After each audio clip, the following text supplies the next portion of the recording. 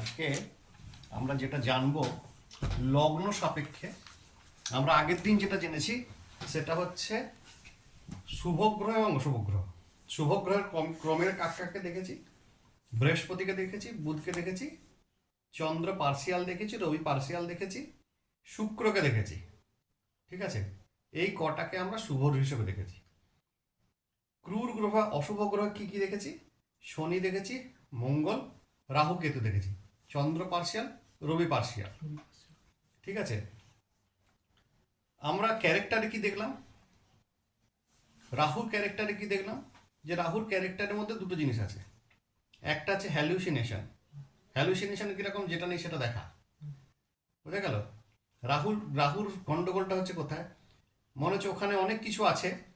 হরিণের যেমন মৃগতৃষ্ণা বলে, মরিচিকার পিছনে ছুটে যায়, রাহুর হচ্ছে একটা ক্যারেক্টার। কেতুর ক্যারেক্টার কিরকম? কেতু হচ্ছে তাকে শিকড়ে টেনে নিয়ে আসে, ডিপ্রেশন দিতে পারে, একাকিত্ব দিতে, কিন্তু একাকিত্বটাই কেতুর কিন্তু এনজয়মেন্ট। ঠিক আছে, মঙ্গলের কিছু, মঙ্গল হচ্ছে রক্তপাত, সার্জারি এবং সাহসিকতা, মারামারি, হ্যানত্যানিগুলো হতে পারে। ঠিক আছে, এবারে বৃহস্পতি, এবারে যে আমরা দেখলাম রবি কি করে? রবি হচ্ছে পার্শিয়ালি অশুভ, পার্শিয়ালি শুভ। ঠিক আছে, চন্দ্র হচ্ছে অর্ধেকটা অশুভ, অর্ধেকটা শুভাশুভ, কোথায় বসছে তার উপর। এরপরে বাকি রইল আমাদের বুধের বুধের বুধ যথারীতি শুভ, বৃহস্পতি টোটালটাই শুভ, শুক্র টোটালটাই শুভ। এইভাবে আমাদের পুরো ক্যারেক্টারটা আমাদের সাজানো। এবারে আমরা জানবো লগ্নের সাপেক্ষে কোন কোন গ্রহগুলো শুভ, কোন কোন গ্রহগুলো অশুভ। তাহলে আমরা একটা জন্মছক বানাবো।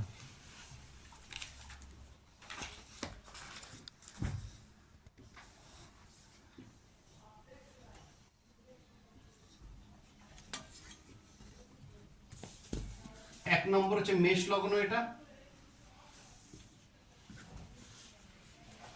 আমরা ঠিক এই মেষ লগ্নের সাপেক্ষে, মেষ এই লগ্ন সাপেক্ষে 1 2 3 4 5 6 7 8 9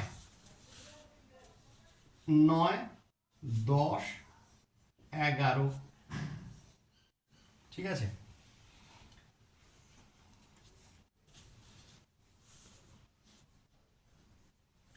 আমরা যখন দেখব যে যখন কোনো গ্রহকে আমরা একই সঙ্গে দুটো শুভ ঘরকে লিড করছে, ঠিক আছে, এই মেষ মেষ থেকে মকর হচ্ছে কে? দশম ঘর। দশম ঘর হচ্ছে কর্ম, একাদশ ঘর হচ্ছে ইনকাম। তাহলে কে এর লর্ডকে? মেষ লগ্নের দশমপতি কে হলো তাহলে? শনি। শনি।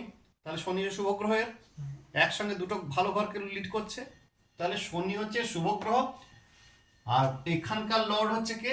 ধনু, বৃহস্পতি। এর হচ্ছে শুভাশুভ, পার্সিয়াল। ঠিক আছে, কারণ হচ্ছে বৃহস্পতি একা দ্বাদশ এবং নবম দুটোকে লিড